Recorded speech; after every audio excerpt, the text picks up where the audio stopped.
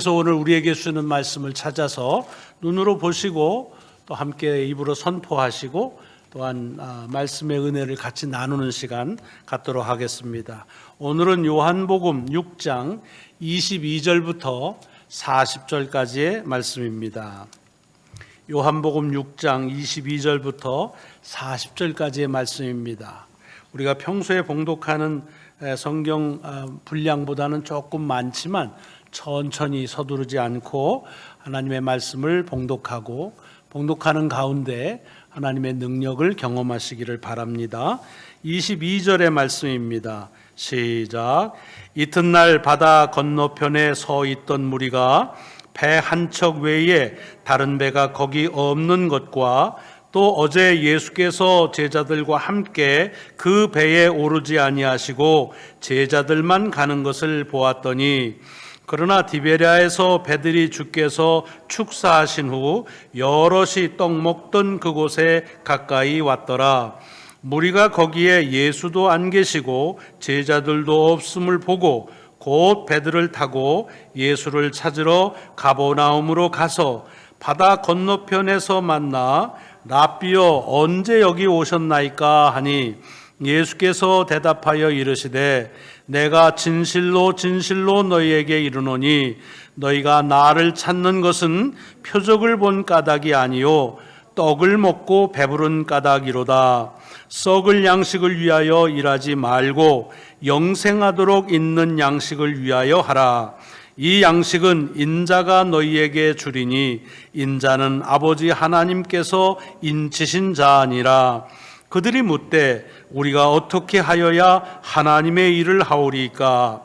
예수께서 대답하여 이르시되 하나님께서 보내신 이를 믿는 것이 하나님의 일이니라 하시니 그들이 묻되 그러면 우리가 보고 당신을 믿도록 행하시는 표적이 무엇이니까? 하시는 일이 무엇이니까? 기록된 바 하늘에서 그들에게 떡을 주어 먹게 하였다 함과 같이 우리 조상들은 광야에서 만나를 먹었나이다.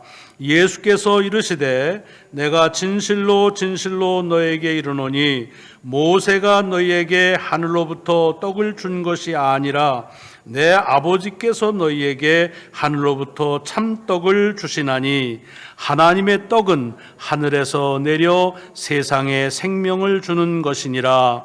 그들이 이르되 주여 이 떡을 항상 우리에게 주소서. 예수께서 이르시되 나는 생명의 떡이니 내게 오는 자는 결코 줄이지 아니할 터이요 나를 믿는 자는 영원히 목마르지 아니하리라. 그러나 내가 너희에게 이르기를 너희는 나를 보고도 믿지 아니하는도다 하였느니라. 아버지께서 내게 주시는 자는 다 내게로 올 것이요 내게 오는 자는 내가 결코 내쫓지 아니하리라. 내가 하늘에서 내려온 것은 내 뜻을 행하려 함이 아니요 나를 보내신 이의 뜻을 행하려 함이니라. 나를 보내신 이의 뜻은 내게 주신 자 중에 내가 하나도 잃어버리지 아니하고 마지막 날에 다시 살리는 이것이니라. 내 아버지의 뜻은 아들을 보고 믿는 자마다 영생을 얻는 이것이니 마지막 날에 내가 이를 다시 살리리라 하시니라. 아멘. 아멘. 오늘 봉독한 말씀 한 주간 우리의 삶을 인도하시는 넉넉한 주의 권능인 줄로 믿고 먼저 주의 이름으로 축복합니다. 오늘 말씀은 이제 이 6장의 말씀이 계속되는데요. 오병이어의 기적의 이야기, 또 5천 명을 먹이신 그런 이야기에 계속되는 말씀입니다.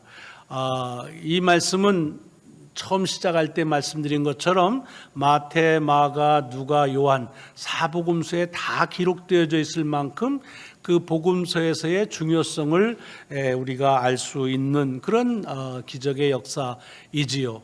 그런데 여러분이 보시면 요즘 성경에서는 언급이 되어 있습니다만은, 기록이 되어 있습니다만은, 오늘 22절의 말씀은 마태나 마가나 누가복음에는 없고 요한복음에만 기록되어져 있는 말씀이 6장의 맨 마지막까지 계속됩니다. 그 말은 무슨 뜻이냐? 이제 요한이 이 오병이어의 기적을 여러 그 기자들마다 자기가 바라보는 관점들이 있는데, 이제 이 오병이어의 5,000명을 먹인 이 기적의 이야기를 요한은 무엇 때문에 썼는지, 그 요한이 전하려고 하는 그 메시지의 의도가 그 속에 담겨져 있는 것을 우리가 엿볼 수가 있는 그런 말이 22절부터의 말씀은 요한복음에만 있기 때문이라 말씀드릴 수 있습니다.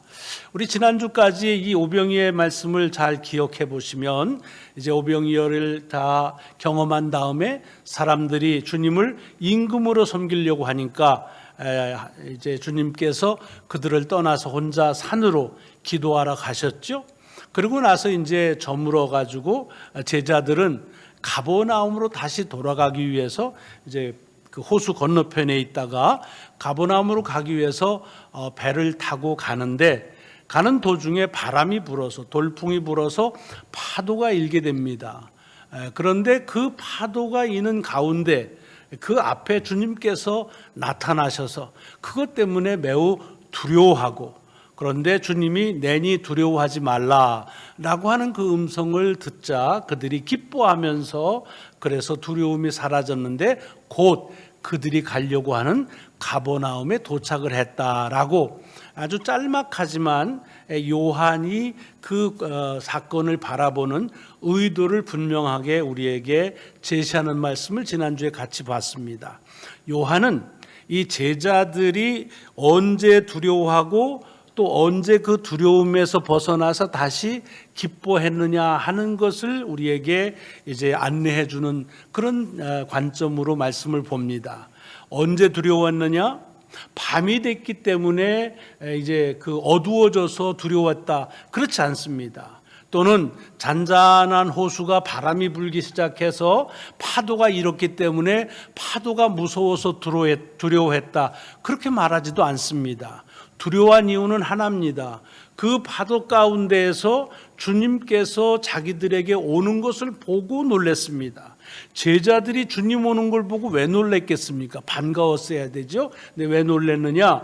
주님이 오시는데 주님인 줄을 모르고 유령인 줄로 생각하고 두려워했다는 말입니다.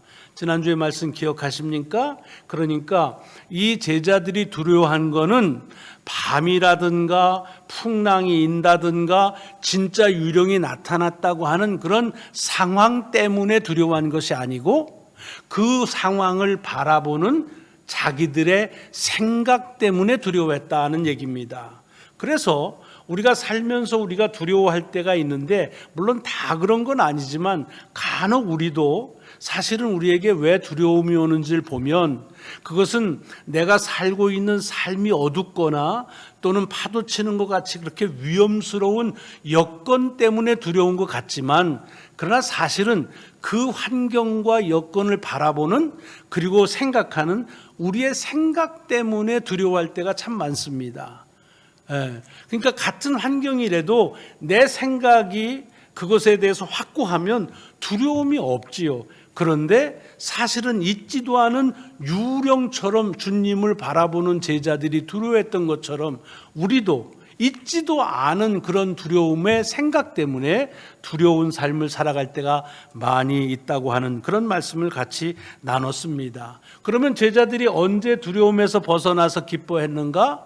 그것은 어두운 밤이 지나고 아침이 왔기 때문도 아니고, 그렇게 불던 바람이 잦아들고 파도가 이제 다 잔잔해져서 그래서 기뻐한 것도 아니고, 여전히 밤이고 여전히 파도는 치고 여전히 유령처럼 보이는 주님이 서 있는 건 마찬가지입니다. 그런데 언제 두려움이 사라졌습니까?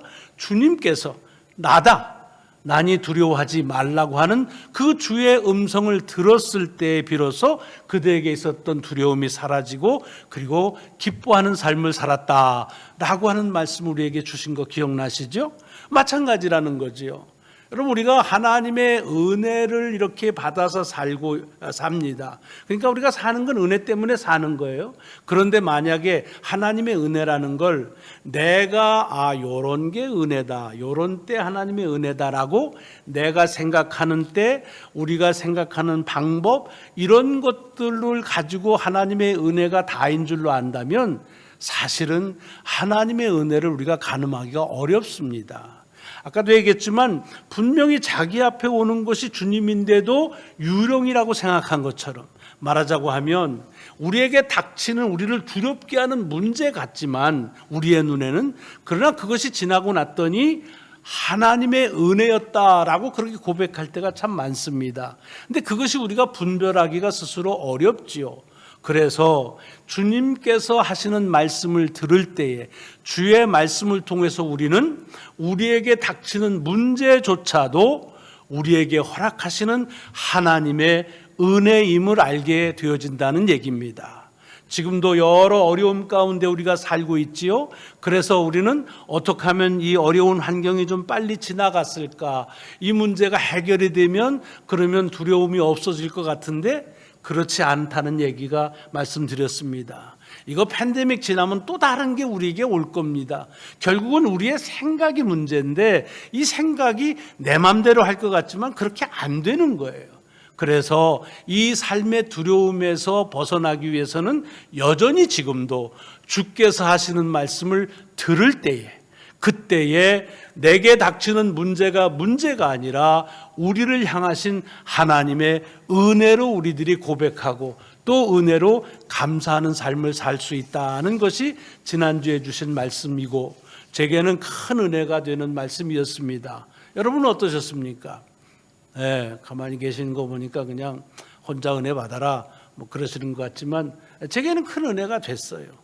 왜? 자꾸만 문제라고 생각하고 그것 때문에 불평한 적이 참 많거든요. 그런데 지나고 보면 그게 다 은혜였어요. 자, 그런데 오늘 말씀은 그 다음 날 일어나는 일입니다. 이런 일이 일어나는데 사람들은 모르지요. 그리고서는 이제 거기에 남아있던 사람들이 보니까, 가만히 보니까 어제 예수님 일행이 타고 온 배가 하나인데 그 배를 제자들이 타고 가는 건 봤는데 그 제자들하고 주님은 같이 안 가신 것도 알아. 그럼 주님이 어디 계실까 아주 궁금할 거 아니에요?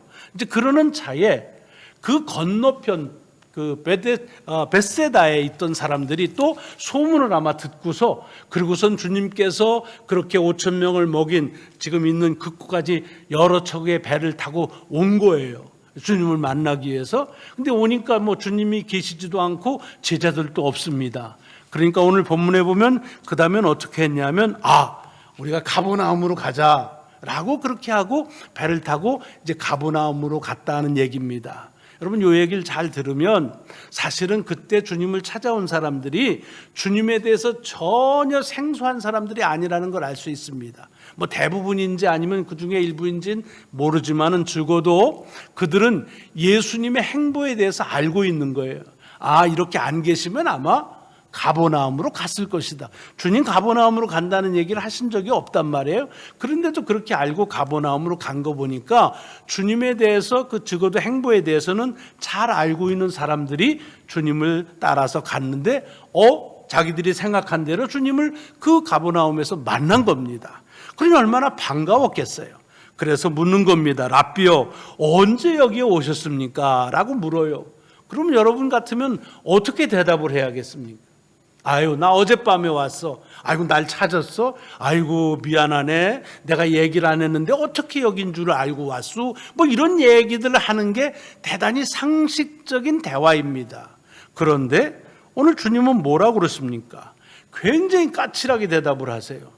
이렇게 찾아왔는데, 그런데 그 온 곳에 대해 좀 수고했다고 말을 하든가, 고마워, 나 어젯밤에 왔어 라고 얘기하면 될 텐데 뭐라고 한다고요? 여기 보면 너희가 나를 찾는 것은 표적을 봐서가 아니고 떡을 먹고 배가 불러서 온 거다라고 얘기합니다. 이게 성경의 표현이 점잖지만 그냥 막 얘기하자면, 배부르니까 또 왔구만, 또 나한테 먹을 것 때문에 왔구만, 이렇게 얘기하는 겁니다. 내가 그 표적을 왜 했는지, 그 기적을 왜 했는지 그 뜻은 알지도 못하고 그저 먹는 거에 혈안이 돼가지고서 눈이 뒤집혀서 왔구나, 이런 얘기예요. 참 멋쓰겠을 것 같아요, 그 얘기를 들으면. 그렇지 않겠어요? 만약에 교회에 이렇게 왔는데 뭐 목사가 그런 얘기했으면 아마 그 순간으로 그냥 발길 돌려가지고 갔을지도 모릅니다. 뭐 저래도 섭섭한 마음이 드는 건 뭐 당연할 거고요. 그런데 거기다가 한 말씀을 더 붙이십니다. 뭐라고 말합니까? 오늘 본문에 보면 썩을 양식을 위하여 일하지 말고 영생하도록 있는 양식을 위해서 해라, 이 얘기입니다. 뭐 얘기해요? 그렇게 매일 먹는 빵, 떡, 양식, 썩어버릴 양식을 위해서 그렇게 컥컥거리지 말고 좀 영원히 있을 양식을 위해서 좀 일해라. 아주 속에 뭐 가시는 안 돋쳤지만 팍팍 찌르는 얘기 아닙니까? 사람이 아플 때가 언제냐? 내가 속으로 가지고 있는데 그걸 차마 얘기 못 하는데 그걸 사람이 막 찌르면요, 오르면서도 아파요. 그래서 속상할 때가 참 많이 있지요. 그런 상태예요. 아니 그럼 그거까지 한 끼 먹여주고 이렇게 재생가, 이런 생각을 할 수 있는 그런 때입니다. 그러면서 주님께서 뭐라 그러냐면 그런 영원하도록 있는 양식을 위하는데 그 양식은 하나님께서 주님 당신에게 주신다라고 그렇게 얘기합니다.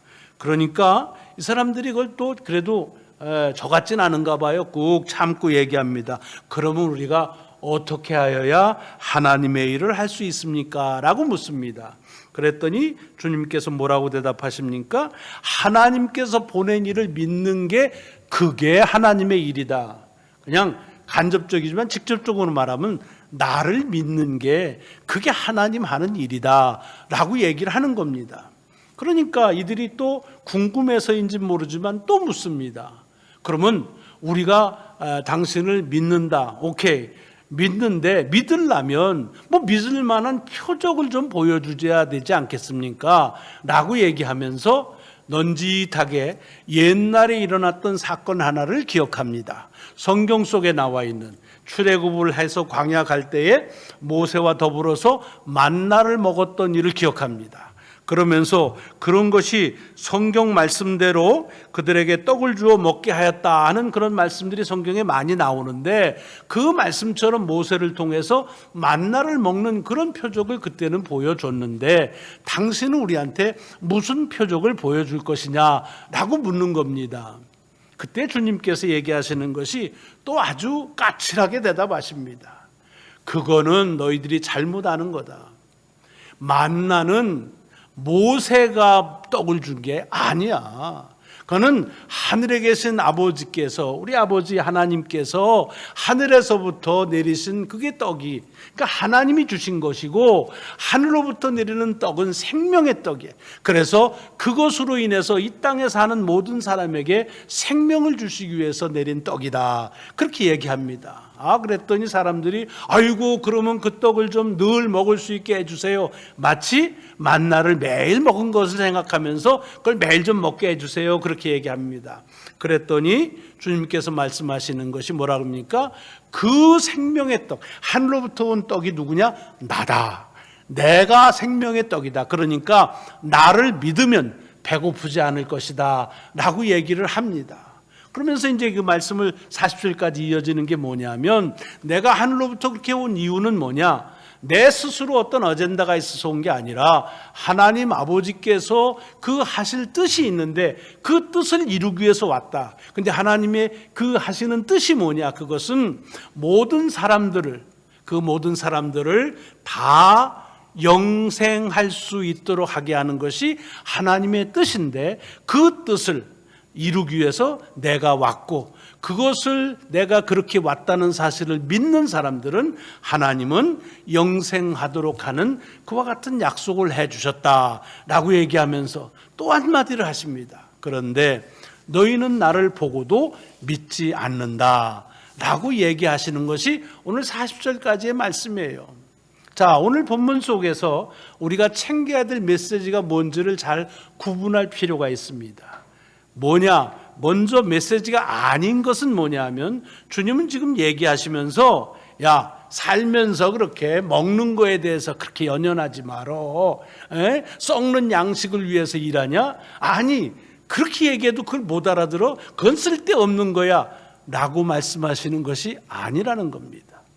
여러분 주님께서는 지금 먹는 음식이 필요 없다거나 그 하찮게 여기시는 말씀이 아니에요. 만약에 그렇다고 하신다면 사실은 오병이어를 가지고 5,000명을 먹이시지를 않으셔야지요.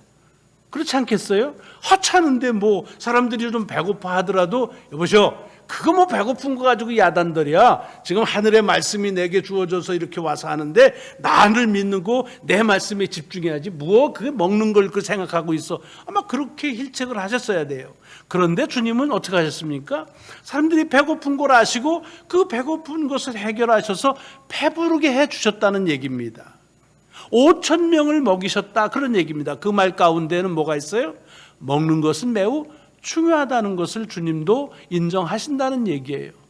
예, 여러분 먹는 거 얼마나 소중해요? 먹지 않으면 살아갈 수가 없는 거예요. 이걸 뭐 주님이 모르시고 쓸데없는 것이다 이렇게 핀잔하는 거 아닙니다. 다만 이 오병이어에 5,000명을 먹이신 그 목적이 뭐냐? 그것은 배고픈 사람들한테 한 끼를 잘 먹여서 배부르게 하기 위해서다라고 한다고 한다면 사실은 지금 주님을 따라온 사람들한테 이렇게 혼내시면 안 됩니다. 왜? 여러분 생각해 보세요. 한 끼를 배부르게 먹었다고 해서 그 다음 날도 아무것도 안 먹어도 됩니까? 그렇지 않지요. 제 경험을 보면요. 뭘 잘 배부르게 먹으면요 그 다음날 더 배고파요. 뭐 위가 늘어서 나서 그런지 모르지만 그렇습니다. 그러니까 배부르게 하는 것이 목적이라고 한다면 계속해서 그 오병이어의 기적 5,000명을 먹이신 기적을 계속 베푸셔야죠. 마치 광야에서 매일 만나가 주어지는 것처럼 그러셔야죠. 그러니까 여기 와서 이렇게 자기를 찾는 사람들한테는 아이고 왔어, 아이고 그래 와 잘 왔네, 오늘도 내가 줄게 하고 베풀어야 되고 아마 사람들도 그런 마음을 가지고서 그래서 왔을 겁니다. 아, 우리가 어제 가서 그냥 정말 배부르게 잘 먹었잖아. 그리고 중요한 건 공짜로, 그렇죠? 주님한테 공짜로 먹은 거예요. 그날 주님한테서 배부르게 먹었는데 먹고 난 다음에 자 니들 잘 배부르게 먹었지? 음식값 내 20불씩 내 라고 하고서 20불씩 걷었다고 그래 보세요. 아마 다시 오진 않고 욕을 바가지로 했을 겁니다. 사람이 말이야 그거 원가는 5불도 안 드는 걸 가지고 20불씩 챙겨 에이 도둑놈 그러고서 이제 오지도 않았을 겁니다. 그런데 이거는 뭐 아주 뭐 그냥 공짜로 배부르게 먹었단 말이죠. 그 먹는 거를 위해서 수고해야 돈을 벌고 해야 그래 먹는 건데 이게 주님께서 그냥 딱 한 번에 해가지고 배부르게 하니까 그걸 먹기 위해서 왔단 말이죠.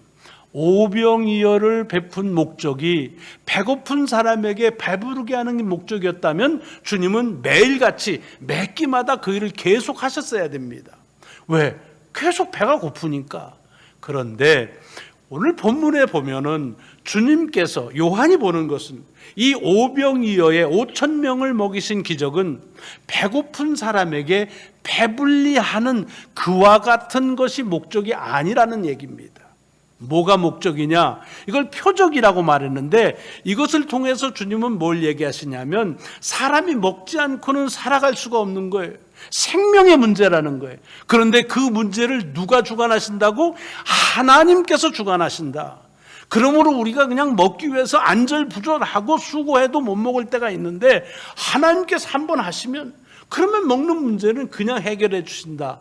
결국 생명의 문제는 하늘에 달렸다. 하나님의 권한이라는 것을 말씀하는 것이 이 표적을 통해서 주시려는 목적이었습니다.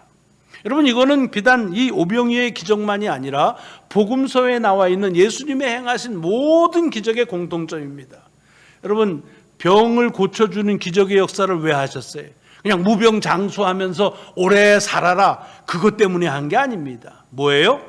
병이 들거나 병이 낫거나 생명의 문제는 하나님의 권한이시다라는 걸 말씀하는 거예요. 죽은 자를 살리시는 것이 뭐예요? 그냥 여기서 안 죽고 영원히 오랫동안 살아가라, 그렇게 하시는 목적이 아니었습니다. 죽은 자 살린 이는 다시 죽었습니다. 그런데 왜 그런 일을 하셨느냐? 결국 마찬가지예요.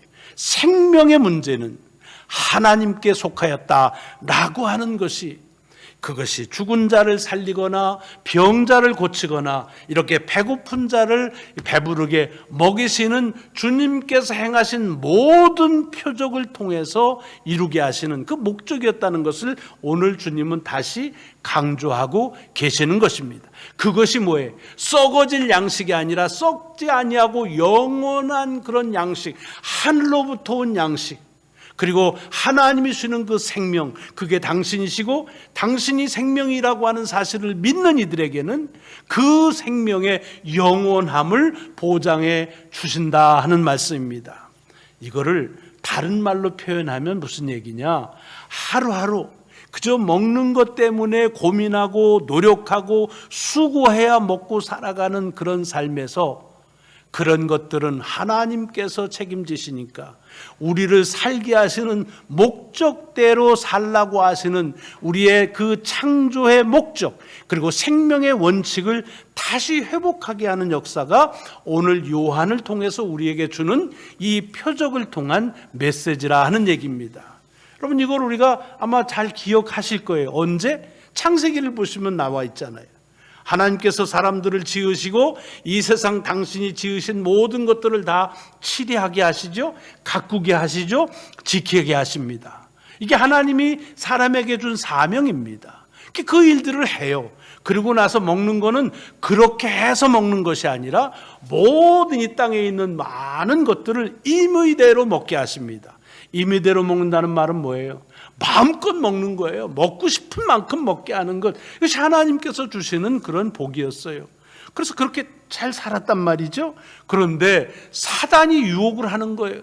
그래서 하나님께서 다 마음대로 먹어, 근데 하나만, 선악과를 분별하는 나무의 열매만 먹지 말아라 라고 얘기해서 그걸 잘 지키고 있는데, 사단의 유혹으로 그것을 지키는 것을 이제 불순종을 합니다. 그래서 얻어진 결과가 뭐예요? 하나님께서 지은 죄에 대한 대가로 준 징계가 뭐냐면, 너는 이제부터 네가 평생 수고해야 먹고 살 거다 라고 하는 겁니다. 여러분, 그렇기 때문에 우리가 뭐 목구멍이 포도청이라든가 먹는 거 일하지 않으면 못 먹는다라고 하는 말은 사실은 하나님이 우리를 지으신 창조의 본래 질서의 모습이 아닙니다. 죄로 인해서 망가진 다음에 그 죄의 결과로 받는 징계의 모습입니다. 이거를 지금 주님께서 다시, 이것을 하나님이 지으신 본래의 그 창조의 질서, 본래의 그 생명의 원칙으로 다시 돌아가라는 얘기입니다. 썩을 양식을 벌기 위해서 하지 마라. 그것보다는 하나님이 맡겨주신 사명을 잘 감당하며 살아라. 그러면 먹는 것은 하나님께서 공급해 주신다고 하는 얘기입니다. 여러분, 구원이라고 하는 것을 여러 가지로 설명할 수 있지만 오늘 본문 속에서 우리가 구원받았다라고 하는 말은 뭐냐면, 죄로 인해서 우리가 평생 먹을 것을 위해서 노력하고 살아도 그냥 그렇게 배부르게 못 먹고, 그리고 허겁지겁 매일 하는데, 그런 삶을 살아가는 것이 하나님의 의도가 아니라 하나님이 하라는 대로 말씀을 순종하고 믿으며 살게 되면 하나님께서 우리를 먹고 살 수 있는 그런 양식을 주신다라고 하는 것으로 회복하는 것, 그것이 구원이라는 말씀입니다. 그럼 제가 이 말씀을 보면서 이 bread하고 life라고 하는 말이 두 가지 어떤 순서로 이것이 나열되느냐에 따라서 우리의 삶에 하나님이 지으신 본래의 모습과 또 우리의 죄의 모습하고 달라진 것이 비교되더라고요. 무슨 소리냐? 여러분, bread for life, 그러니까 맨 처음에 우리는 생명을 주셔서, 그래서 하나님이 살라고 하신 목적대로 살면 그러면 먹을 양식을 주신 거예요. 그런데 죄로 인해서 이제는 뭐가 됐냐면 life for bread, 먹고 사는 걸 위해서 사는 것이 됐단 말이죠. 그래서 그것을 다시 회복시키는 것, 이것이 오늘 주님께서 이 말씀을 자기에게 양식, 먹을 것을 또 먹기 위해서 온 사람들에게 주시는 말씀입니다. 오늘 이 아침 우리에게 주는 도전도 다르지 않다고 생각합니다. 살기 위해 먹을 것을 구하는 수고를 하면서 살지 말라. 그것은 하나님을 믿지 않고 하나님의 말씀에 순종하지 않아서 받은 징계의 모습이다. 그 대신에 하나님께서 살게 하시는 목적, 사명을 가지고 살라. 그러면 하나님은 우리에게 먹게 하신다. 생명을 허락하신다. 그것이 하나님의 창조의 질서요, 생명의 원칙이라고 하는 것을 말씀하십니다.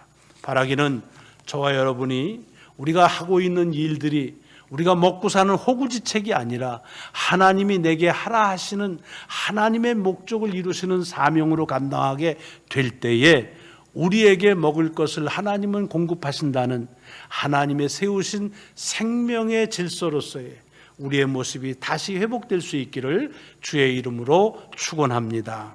기도하시겠습니다. 하나님 감사합니다.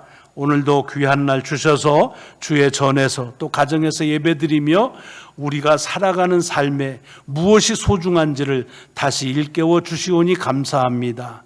이제 주께서 말씀하신 것처럼 먹을 걸 위해서 수고하며 애쓰는 삶이 아니라 하나님이 우리를 살게 하시는 목적을 위해서 수고하게 될 때에 우리에게 생명을 하늘로부터 주님을 통하여 허락하심을 믿고 살아가는 귀한 삶이 이어지게 하여 주옵소서. 감사드리오며 우리 구주 예수 그리스도의 이름으로 기도드리옵나이다. 아멘. 아멘.